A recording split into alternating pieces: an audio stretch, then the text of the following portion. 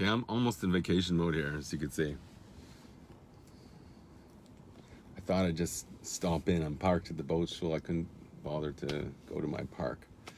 Because I don't really have time. Holidays come first, right?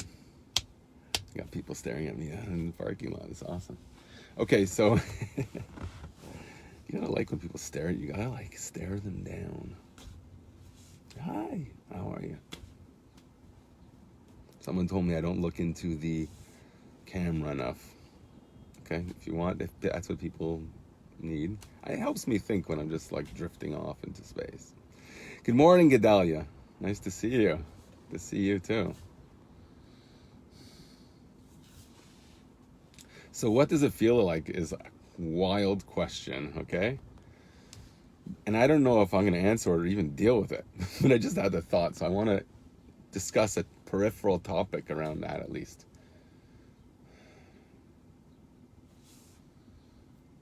Because I went to Rabbi Wagner the other day, and I was asking him about Lubavitcher Shechita. Because I heard some people are saying that was an issue that exists in the past, and now Lubavitchers aren't so makbid anymore. So I go to Rabbi Wagner, and he's like, who's not makbid? Who's not stringent about Lubavitcher Shechita, slaughter? He asked me this, and then I'm like, well, I know some people that are people I respect that are not so careful. He didn't believe it, so obviously my memory starts getting fuzzy, when I question what I experienced.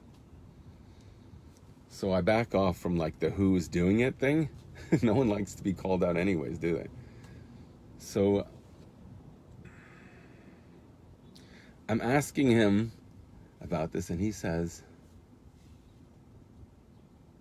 his tone is like, why would you even ask this question? Are you looking for kulas? Are you looking for leniences? So I say, just to introduce a conversation is worthwhile.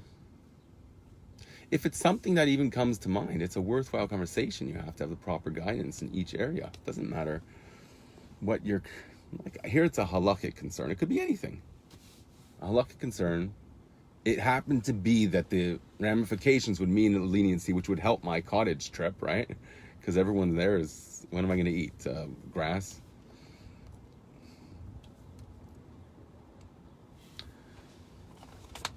Anyways, so what does it feel like? So what do I mean by that even? You might not even know what I mean. I've been talking about Shemona Esrei. Okay, that is one of my focuses now, because it ties into me with my fascination with Shechina. Fascination I had before. This all developed from Mashiach, then outrage, the response to the fact Mashiach's not here was outrage, and that outrage led me to this idea that we have to therefore perfect ourselves.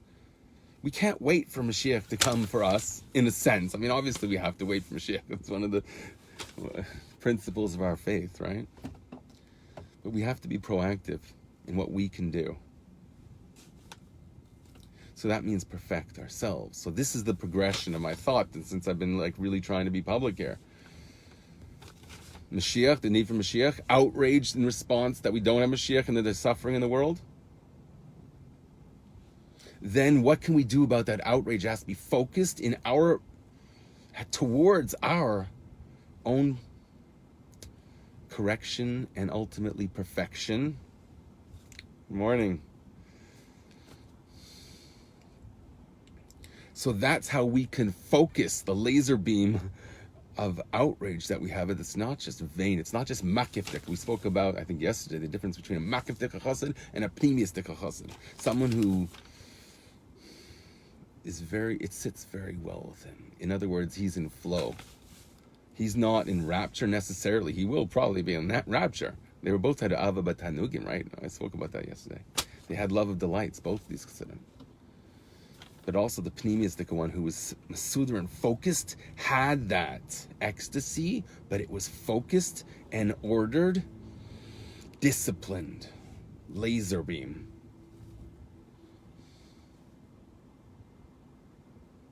So from this outrage, focused on ourselves like a laser beam, finding our weaknesses and focusing specifically there, because that's where the to tap. That's the source for all the energy to tap into when we managed to transcend our most, not dirtiest or darkest, but deepest rooted self-inclination. It could be anything. It doesn't have to be anything dire. It doesn't even have to be something that's forbidden. It could be like, I'm really conscious about health, and people get preoccupied with that in a negative way. Or I really want to support my family, which is a great mitzvah, but I preoccupy myself with business as if I have a real say about what I'm going to earn. And,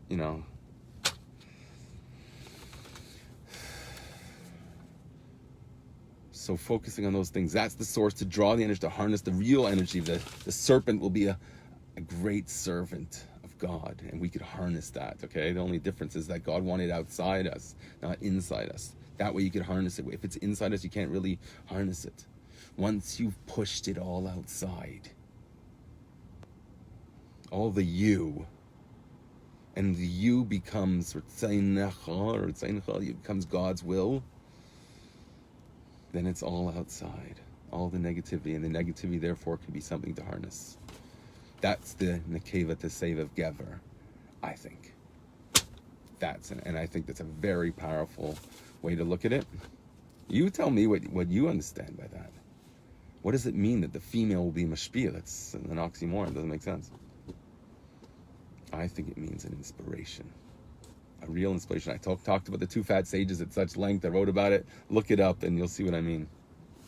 So today, I didn't want to spend too much time with drushes, necessarily.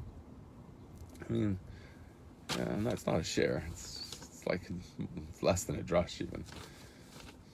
But I think it's more fun for a lot of people this way. So I didn't want to bring like a whole stack of Svarim, which I usually do. I just brought one little pamphlet here. But it's like a review. I don't want to go too deep today, necessarily. Just want to review, touch on some things, and say bye-bye. I don't know where I'm going to go. I mean, I know where I'm going, basically. Going to a cottage, but I don't know if I'm going to have Wi-Fi. I didn't look into all that. I don't know. We will see if we can continue. Maybe it will be more than ever. Maybe I'll have Wi-Fi and have guys that want to bring with me. That will be really fun. We can make it for bringing in the cottage and have everybody join. That sounds really exciting. That's what I could go away for. That's worthwhile to break my normal order, because I don't like breaking my normal order. It's just I set it up in I have to thank God to give me the opportunity to spend time learning and davening. And I just told my boss, I'm sorry, my davening takes me to 11:30. Nothing I can do about it. I'll quit if I have to.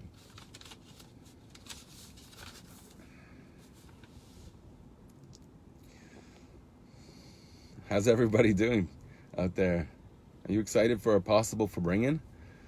Okay. I've never been able to say L'chaim with everybody. That's a shame. That will be really fun to do. Maybe I did at the Rabbi Wagner Farbrengens, because we recorded those. I might have said L'chaim to everybody. I don't think I did. It wasn't really my audience.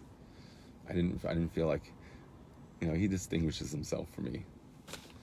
He doesn't like that kids came over to my house to watch basketball. Like, I don't have a TV, but they figured out a way to put it on a screen and show basketball, and I didn't really realize that they were there until I go upstairs and there's this massive party. Basketball Raptors party. And I got in trouble for that, right?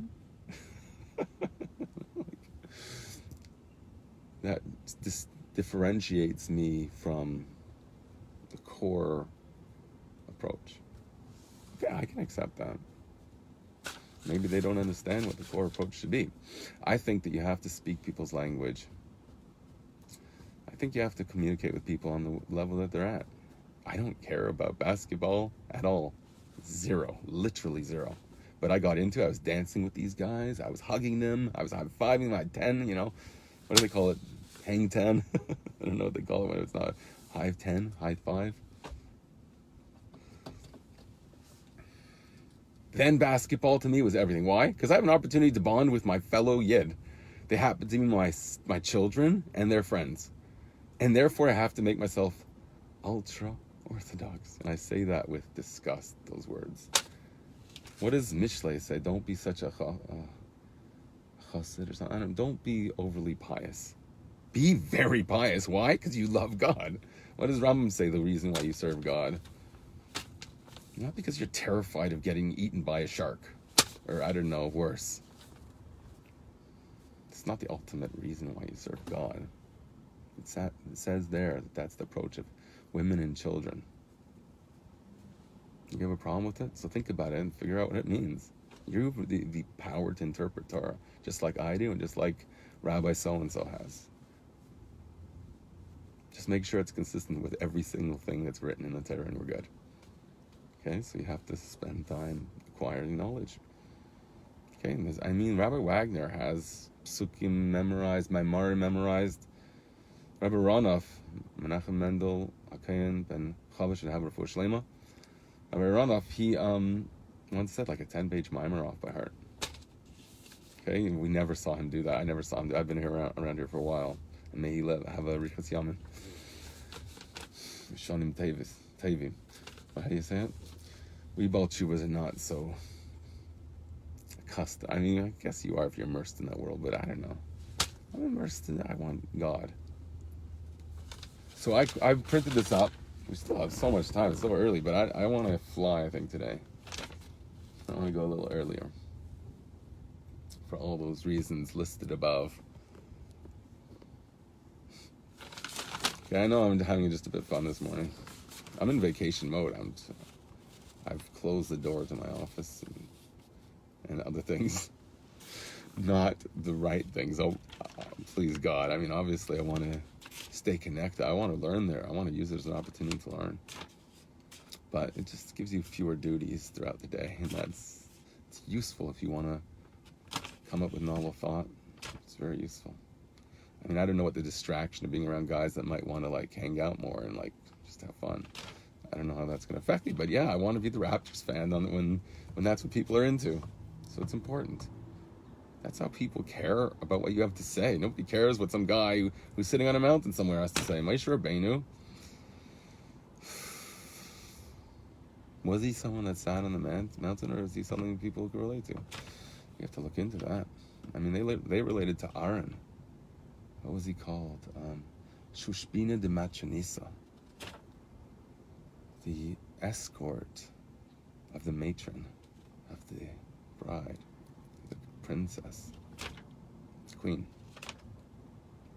He brought us close to God. He would be prepared to like pretend he liked raptors in order to bond with somebody. That was Aaron again. That's what Aaron represents, bonding. Moshe Rabbeinu doesn't really represent that. It says they only mourned him 30 days, whereas Aaron they mourned him 60 days. Or everyone mourned Aaron, but only the men mourned Moshe. Was that it? Because the women they brought shalom bayis through. Aaron brought shalom bayis. He would say each one. He went to each party and said, the other guy really wants to apologize to you, but he's afraid to approach you. So the other one goes to the other guy, and like he tells each one to like the other guy is really saying good things about you and wishes that he could apologize. So they both meet in the middle, and everyone's happy. But it was a little bit of a coloring of the description. His description was flavored. But Moshe was midas ha'emes. To give this Torah, he had to be absolutely true. So it made him a bit aloof. That's why he couldn't speak. He had a speaking impediment. He had an inability to communicate to the common man. Okay, so Moshe Rabbeinu it's an issue. I mean, his speech impediment got better at Mount Sinai, didn't it? He was healed with everybody else, wouldn't he be? So, yeah, he didn't have a speech impediment for the 40 years in the desert. It's a long time. I mean, it was only introduced to us like probably a year or two later. I mean, after his whole escape from Paray. I mean, he was king of Cush, I think, wasn't he? He was king of Cush for 40 years, I think. Then he came to Jethro Tull. Okay, that was bad. But I know someone, if Michal Sefer ever starts watching this, he'll get a kick out of that. He does a lot of drushes like that, making sort of like popular references to things in the Torah. He loves that. I've been criticized for even bringing secular thinkers. Okay, maybe it's the wrong audience I've said it to, but why are we so afraid of science and things? Like, I might mention them. Okay, maybe I was going on a track there that was more focused on that, and that ended up sort of shifting my focus a lot, so maybe that's useful. I don't know if I'm going to get to this, but I wanted to learn with you. Okay, let's take a vote. The first one to say schmooze, I'll schmooze. First one to say this, I'll this. I don't know, I'll ramble a bit too, obviously. Anyone want to pipe in? I don't have any water with me. That's not a good idea.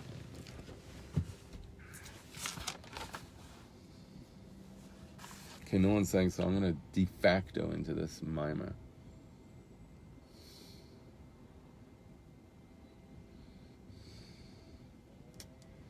The elevation that Torah engenders in you is in an order. Okay, this whole section, this mimer is about that idea of an order. Okay, that's how I got to this, but I never really learned it inside so many times, so maybe twice. I never really understood that this whole chapter is dealing with the idea of tefillah being a seder. But it goes into the seder that's spiritual. It doesn't speak as much. It does, okay. It speaks about the liturgy as well as the spiritual. It speaks about both. This is a very good review, and it fleshes it out a bit more, maybe. It's a bit less, more concise, but more comprehensive than I was speaking about before Kuntres Aveda. Okay, it's the same author. I don't know which one came first. So tefillah is a ladder that stands in the earth, but its head reaches to the heavens. That the beginning starts with submission. That is the foundation of our approach to God. You don't like it? So be what today's feminism is all about, which means be masculine. That's what feminism means. Okay, that's a bastardization of a word. That at least reflect what you embrace femininity. Okay, so what does that mean? It's a word. It means something. That means nothing. We're going to redefine it now after thousands of years. Okay, how are we going to define it? Feminism means to say the men were right and I want to conquer them in their world because I'm just as good as them. Then the Torah is wrong. It says it's men's nature to conquer. Okay, the Torah is very clear about that, where it's not a woman's nature to conquer. So if they want to sort of absorb an aspect of their nature or bring out or something, or to even create an aspect of their nature that's reflective of an ideal, in this case it would be the ideal of the masculine, to beat him in his game, so that you could argue that, yeah, okay, I'm going to conquer them and then I'm going to implement femininity. My friend used to tell me about his idea of political philosophy regarding the Israeli state and the other authority there. Rahman al-Islam. He said, we're first going to concede to them, give them autonomy, give them arms. Then when they screw up and are bad guys, we're going to go in and we'll do a military operation, and that will be justifiable. Okay, that's not the Rebbe's approach. The Rebbe's approach is you defend your people, and people will be, the world will be upset for a couple weeks, and then they'll shut up and move on to something else, because the next Raptor game is going to come on the world's attention, or whatever shtus that people occupy themselves with. And we all know what our shtusim are. Everybody has their issues, unless they're a tzaddik. And I saw one guy here, okay, this Rav Dror. Okay, he's basically saying, he says he uses every moment to help people. Okay, and he said it with sincerity. I don't know who he is. He's got over 3,000 viewers for one video. I mean, I have no idea what this guy is. He spoke, I thought, was negative, to be honest. I don't know who you are, Rav Dror. I don't know what you've done, but you say powerful words, but it was very negative. And maybe you're being in defense of an attack, which I don't know about, so I can't really speak. But I was amazed that there was so much negativity about this person saying bad about me, and this person talking bad about me, and they're the bad ones, and they're sullied, and they're not pure. I spend my whole time, he says, okay, all of his time helping others. If that claim is correct, I agree, he's a tzaddik. Mamish. If you think about others all day, yeah, that makes you a tzaddik. How could it not? You don't care about yourself, so your own desires, your own goals and aspirations aren't necessarily important. So how can I add goodness to this world? If that's what this person is, I don't know who he is. Maybe you guys can tell me. I don't really know anything about him. But why is he talking so negatively about all the people attacking him? People attack me, not like the way he's talking, thank God. But it says something about it. Obviously, if he has such a voice, he represents something. Someone's cares about what he's saying. So, I mean, things travel fast on the internet. I mean, not many Rabbanim that consider themselves Rabbanim would even go on this medium. At least of their own organization. I mean, the personal organization. They would have their organization rather do it. My son will set up my video camera. I was waiting for my son to do it for me. It didn't happen. So got close. At one point, he said it's a good idea. I mean, ideas don't... Only God's thought. It creates an effect. Our thought has to be implemented. Probably first through speech or design and then action. I mean, speech and writing is probably the same thing. So you could work out a plan, and that's thought, speech, and then action. It has to culminate in action. Okay, so action begins in the beginning of the ladder of davening is submission. I submit myself. Okay?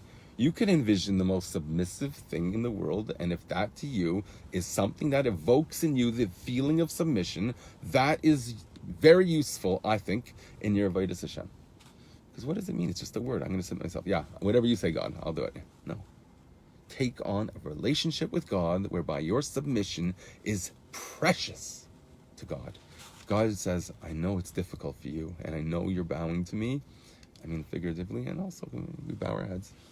I know you're bowing to me, and it's difficult for you.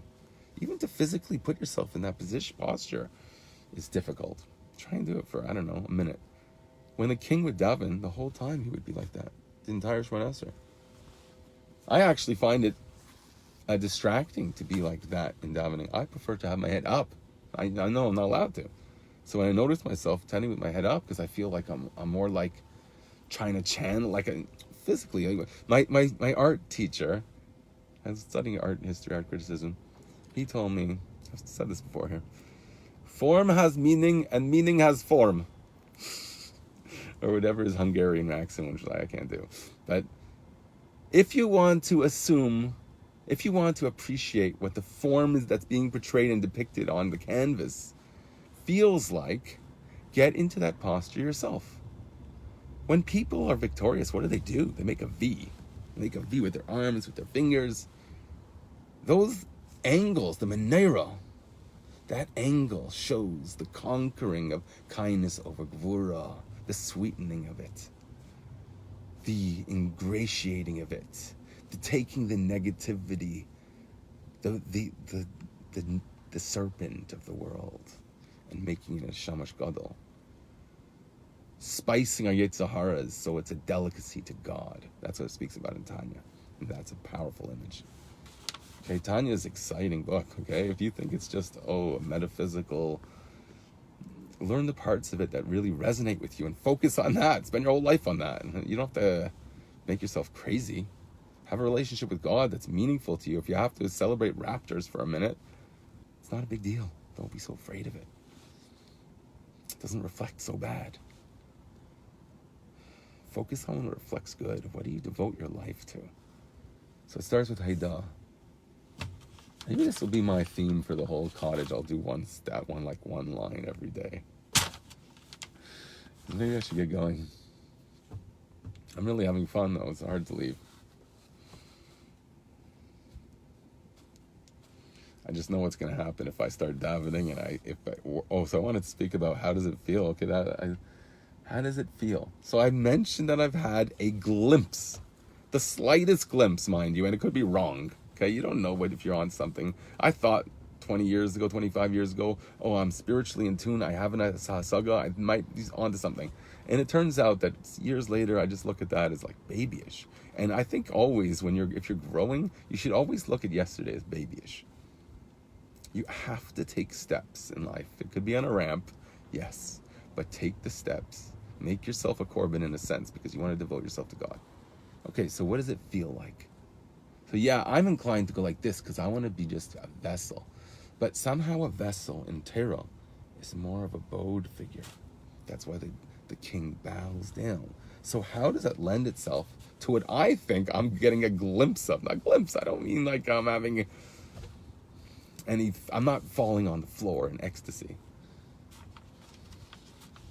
But I would admit that I was a hippie teenager, and I had some powerful psychedelic experiences, very powerful.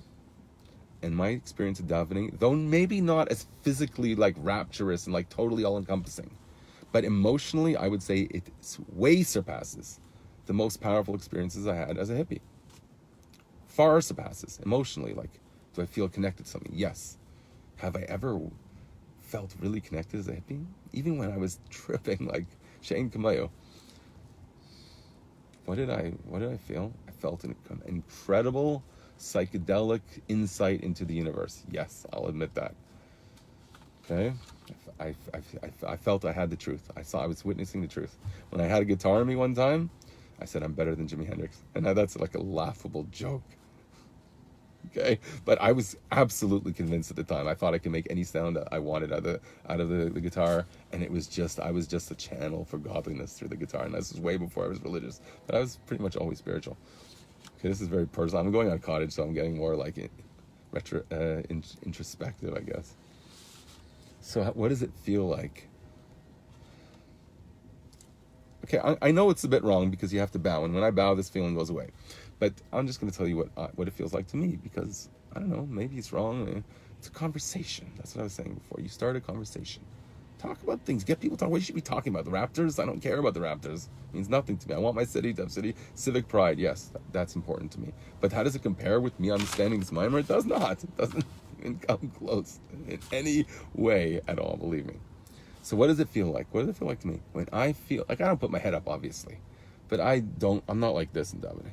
Try and get as much as I can before I say I'm not. This is not within the gather of halacha. It's not the proper way.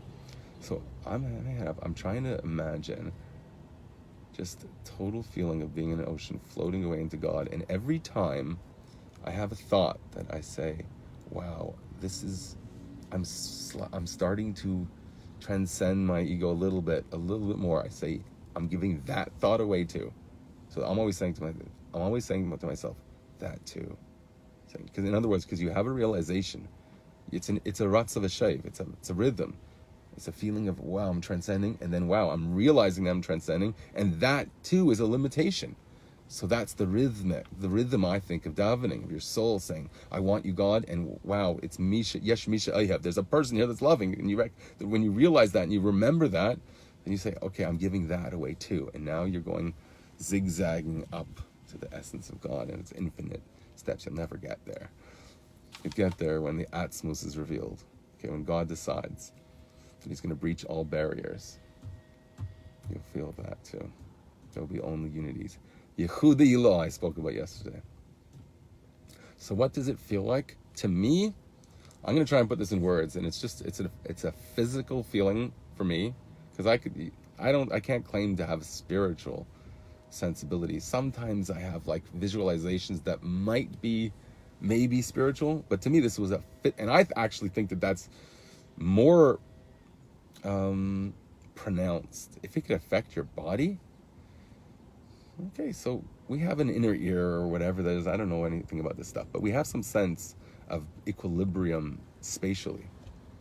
Okay, my suspicion, it's just a suspicion, I'm just thinking, is that's the lowest aspect of your soul. Adam hu nefesh. The nefesh is in your blood. So something to do with your physical experience, your blood, your chayas, your vitality, your consciousness in a way. Okay, it's not really consciousness, but I think it's connected. Blood, das, maybe. I think that's the nefesh that I might be getting a glimpse into. So what does that feel? Because it's physical. So it's most associated with the physical. So I can't claim it's spiritual. Maybe it is spiritual. As we'll see when we learn this mimer, it's a ladder. So the spiritual aspect, the second level of ruach, is emotional. And I do get very emotional when I daven.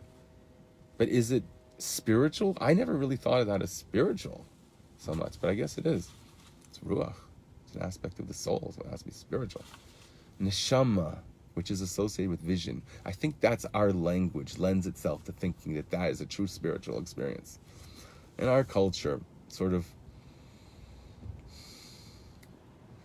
says that that's the symbol of a spiritual experience when you visualize it.